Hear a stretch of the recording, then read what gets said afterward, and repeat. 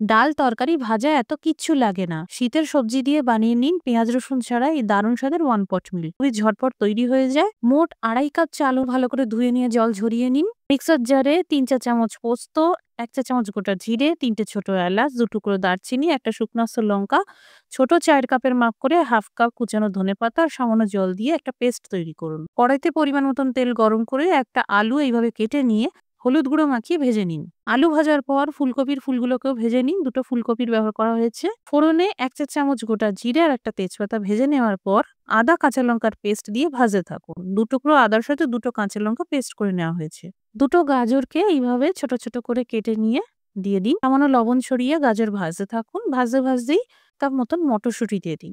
ধুয়ে রাখা চাল আর পোস্ত ধনেপাতার পেস্টটা দিয়ে দিন আর ৩ মিনিট মতন ভেজে নিন। ভালো করে ভেজে নেওয়ার পর ২.৫ কাপ চালের জন্য ৫ কাপ জল দিন।